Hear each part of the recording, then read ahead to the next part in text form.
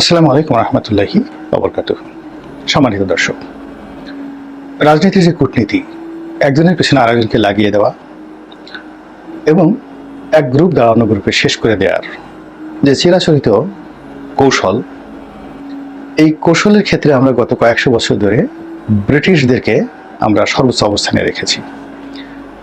বাংলাদেশে যারা এই ধরনের ক্লিক বা ক্লিকিবাজ, গ্রামের মাতব্বর থেকে শুরু করে শহরের টাউট বাটপার, যারা একে অপরের বিরুদ্ধে লোক লাগিয়ে দিত, আমরা অনেকেই তাদের সেই কৌশলকে, বুদ্ধিমত্তাকে ব্রিটিশদের চাল, ডিভাইড অ্যান্ড রুল, আলাদা করে দাও এবং শাসন করো, এটির সঙ্গে তুলনা করতাম। অনেকে বলতাম যে এই লোকটার বুদ্ধি একেবারে ব্রিটিশদের মতো। তো ব্রিটিশদের সেই বুদ্ধি এখন আর নেই। এখন সেই বুদ্ধিটা চলে গেছে আমেরিকার হাতে আর বিশ্বের দুটো গোয়েন্দা সংস্থা, গুরুত্বপূর্ণ গোয়েন্দা সংস্থা, র এবং মোসাদের হাতে। আর আমেরিকার এই যে বুদ্ধিমত্তা, এই বুদ্ধিমত্তা তারা এফবিআই এর মাধ্যমে খাটায়, তারা সিআইএ এর মাধ্যমে খাটায়, IMF, বিশ্বব্যাংক, USAID ইত্যাদি সংগঠনের বাইরে জাতিসংঘের অনেকগুলো প্রতিষ্ঠানের মাধ্যমে তারা তাদের এই যে কূটনীতি, ডিভাইড অ্যান্ড রুল, আলাদা করে দাও এবং তাদেরকে শাসন করো, এই জিনিসগুলো আমেরিকা পরিচালনা করে আসছে। এবং আমেরিকার যে রাজনীতি, সেই রাজনীতিতে ডেমোক্র্যাটরা থাকুক, রিপাবলিকানরা থাকুক, যারাই ক্ষমতা আসুন না কেন, আলটিমেটলি তাদের যে স্লোগান আমেরিকা ফার্স্ট। তারা কোনো অবস্থাতেই এমন কোনো কিছু করে না যেটি আমেরিকার জন্য ক্ষতিকর হবে। আমেরিকার ফান্ড থেকে 10 টাকা যাবে আর 100 টাকা আসবে না, এরকম যদি নিশ্চয়তা না থাকে, আমেরিকার কোনো গভর্নমেন্ট সেই 60-এর দশক থেকে জন এফ কেনেডি থেকে এখন পর্যন্ত একটি সিদ্ধান্ত তারা নেয়নি। সেটা বারাক ওবামা বলেন, বিল ক্লিন্টন বলেন, এখন ট্রাম্প বলেন, তারপর যাকে বলা হয় জো বাইডেন বলেন। বিদেশের নীতির ক্ষেত্রে, বৈদেশিক নীতির ক্ষেত্রে সবাই সম্পদ আরোহণে তারা সেই দ্বিতীয় বিশ্বযুদ্ধ এবং প্রথম মহাযুদ্ধের যে নীতি, সেই নীতি তারা অনুসরণ করে থাকে। তো এর প্রয়োজনে কেউ লিবারেল ভাবে, কেউ যাকে বলা হয় অনেকটা উগ্রতার সঙ্গে, রক্ষণশীল ভাবে তারা তাদের কূটনীতি, আন্তর্জাতিক কূটনীতি প্রয়োগ করে। আমেরিকাতে রিপাবলিক এবং ডেমোক্র্যাটদের যে রাজনৈতিক কৌশল কিংবা ভালো এবং মন্দ, এটি দুটো সমীকরণ। একটা সমীকরণ হলো সারা দুনিয়ার জন্য, আর একটা সমীকরণ হলো আমেরিকার অভ্যন্তরীণ রাজনীতির জন্য। আর একটা ছোট্ট সমীকরণ আছে, সেটা হলো তার প্রতিবেশীদের জন্য। কিন্তু আমেরিকার যে কূটনীতির যে সমীকরণ সারা দুনিয়ার জন্য, সেখানে সাধারণত কথাবার্তা যাই হোক না কেন, তাদের নীতির কোনো পরিবর্তন হয় না। এর কারণে কি হলো, তারা নতুন কৌশল অবলম্বন করে মানুষকে বিভ্রান্ত করার জন্য। যেমন ধরুন, জো বাইডেনের জমানাতে যে বৈদেশিক নীতিগুলো ফেল করেছে, সিরিয়াতে ফেল করেছে, ইয়েমেনে ফেল করেছে, মধ্যপ্রাচ্যে ফেল করেছে, তুরস্কের সাথে ফেল করেছে, রাশিয়াতে ফেল করেছে এবং বাংলাদেশেও ফেল করেছে। এখন এই বিষয়গুলোকে আবার সফলতার দ্বার প্রান্তে নেওয়ার জন্য ডোনাল্ড ট্রাম্প যে কাজটি করবে, সেটা হলো অতীতের সেই ভুলগুলোকে সামনে আনবে। তারপরে অতীতে সেই যে ডেমোক্র্যাট সরকার, তাদেরকে গালাগাল করবে এবং নতুন করে সেই সকল দেশে এরকম একটা পরিবেশ পরিস্থিতি তৈরি করবে যেন সেই দেশের লোকজন মনে করে, আহা, ডোনাল্ড ট্রাম্প না জানি তাদের কত বন্ধু, কত বান্ধব। এবং সেই কাজটি অতি সম্প্রতি আমেরিকা করছে বাংলাদেশের ক্ষেত্রে। আপনারা জানেন যে কিছু নথি অতি সম্প্রতি প্রকাশিত হয়েছে এবং কিছু প্রতিবেদন আমেরিকার কৌশলগত যে পত্রপত্রিকাগুলো রয়েছে সেখানে প্রকাশিত হয়েছে। সেখানে দুটো শব্দ, একটা হলো ডিপ স্টেট, আর একটা হলো যে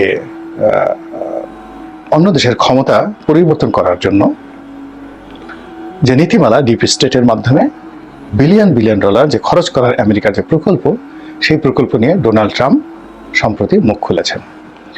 বিশেষ করে দক্ষিণ পূর্ব এশিয়াতে পাকিস্তানের ইমরান খানের ক্ষমতাচ্যুতির জন্য ডোনাল্ড ট্রাম্প, শেখ হাসিনার ক্ষমতাচ্যুতির জন্য ডোনাল্ড লু, বাংলাদেশের শেখ হাসিনার ক্ষমতাচ্যুতির জন্য ডোনাল্ড লু থেকে শুরু করে অন্যান্য যে সকল কর্মকর্তা ছিলেন তাদের সবার চাকরিচ্যুতি ঘটেছে এবং তারা এই কাজে কত টাকা ব্যয় করেছেন ইত্যাদি বিষয় নিয়ে আমেরিকার সিনেট, তারপরে তাদের ডিপার্টমেন্ট অফ জাস্টিস, এরপর তাদের কংগ্রেস কমিটি, এগুলো বেশ নড়াচড়া শুরু করে দিয়েছে।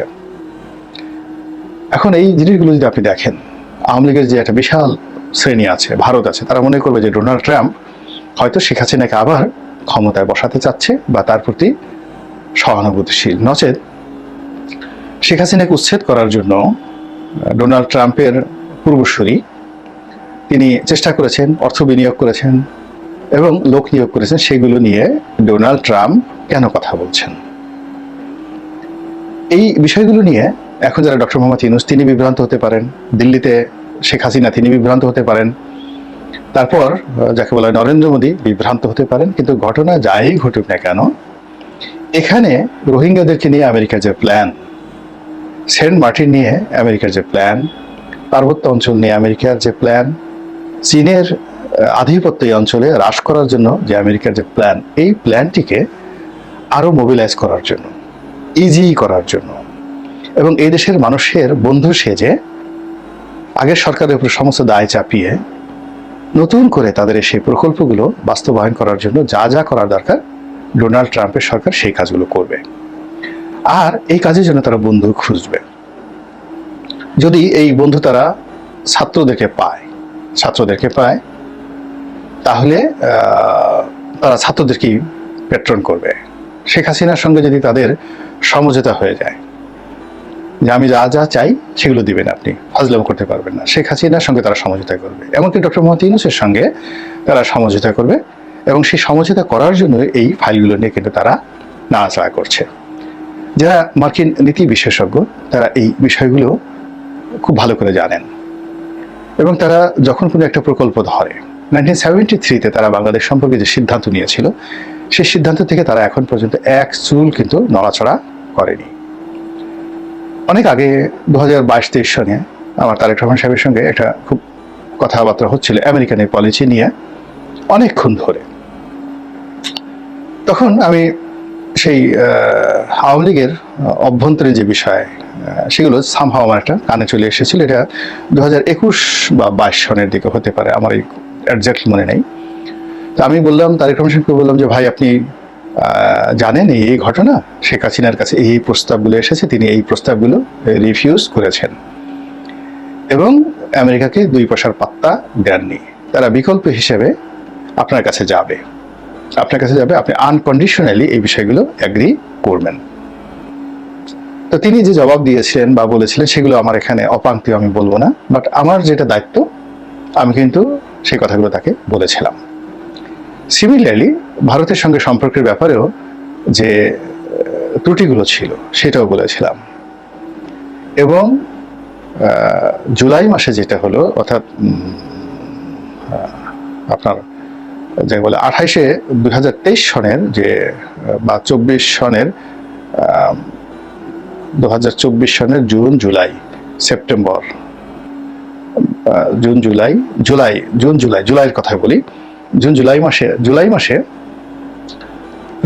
আমি ঠিক বিএনপির হাইকমান্ডকে আরো একটি বিষয় বলেছিলাম যে আমেরিকা বিএনপির ব্যাপারে আশ্বস্ত হতে পারছে না। তারা মনে করছে যে বিএনপি এখন ভারতের সঙ্গে যোগাযোগ করে আমেরিকাকে কনভিন্স করতে চাচ্ছে।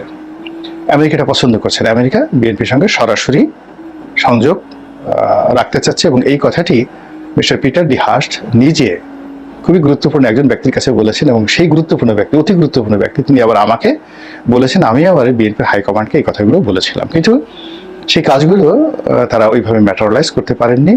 তারা বরং যাকে বলা হয় অনেকটা নির্ভর ছিলেন যে এইভাবেই হবে সবকিছু, আমরা এখন দূতাবাসে অমুকে পাঠাচ্ছে, অমুকে যাচ্ছে, ভারতের সঙ্গে অমুকে যোগাযোগ করছি ইত্যাদি ইত্যাদি। তো এই জিনিসগুলো না ভারতকে খুশি করতে পেরেছে, না আমেরিকাকে খুশি করতে পেরেছে।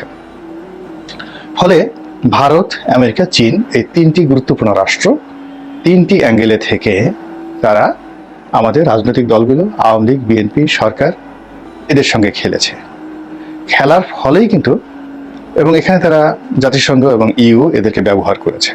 এই আগস্টের বিপ্লবের আগ পর্যন্ত পরে সব কিছু একেবারে ভেবা চাকা খাওয়ানোর মতো অবস্থায় নিয়ে গেছে। আজকের যে বিশৃঙ্খল অবস্থা, সেই বিশৃঙ্খল অবস্থার পেছনে এই কূটনৈতিক যে বিপর্যয়, সেটি কেবলমাত্র আওয়ামী লীগের নয়, বিএনপির, সেটি জামাতের, অন্য সব দলেরই বিপর্যয় রয়েছে। তারা কেউ কনক্রিট বন্ধু নির্বাচন করার ক্ষেত্রে কারোর সঙ্গে সফলতা অর্জন করতে পারেনি, এমনকি পাকিস্তানের সঙ্গেও নয়।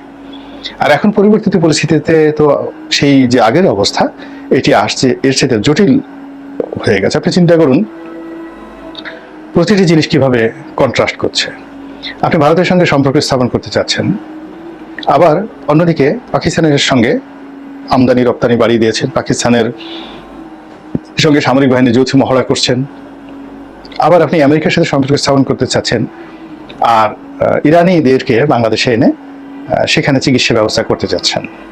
আপনি ভারতের সাথে সম্পর্ক স্থাপন করতে চাচ্ছেন, আবার চীনে গিয়ে চীনের একটি শহরের বেশ কয়েকটি হাসপাতালকে ডেডিকেট করে দিচ্ছেন বাংলাদেশিদের জন্য। তো এটা, এই যে সরকার যে কূটনৈতিকভাবে ব্যর্থ এবং তারা যে একটা নির্দিষ্ট লক্ষ্য নিয়ে এগোতে পারছে না, এটি স্পষ্ট। আগামীতে যারা কিংস পার্টি গঠন করবেন বা করছেন, তারা এই জায়গাতে এখনো শিশু রয়ে গেছেন, জাস্ট ইনফ্যান্ট, তারা শুরুই করেননি। এরপরে বিএনপি, যাকে বলা হয় আমেরিকা, চীন, ভারত, এই কোনো রাষ্ট্রের সঙ্গে আশ্বস্ত তাদেরকে করার মতো, তাদের সঙ্গে বন্ধুত্ব করার মতো বা তাদের সহযোগিতা পাওয়ার মতো পরিবেশ পরিস্থিতি এখনো সৃষ্টি করতে পারেনি। আর জামাত কিছুই করেনি, নাথিং। তারা মনে করছে যে আমরা যেহেতু জামাত পাকিস্তান এমনি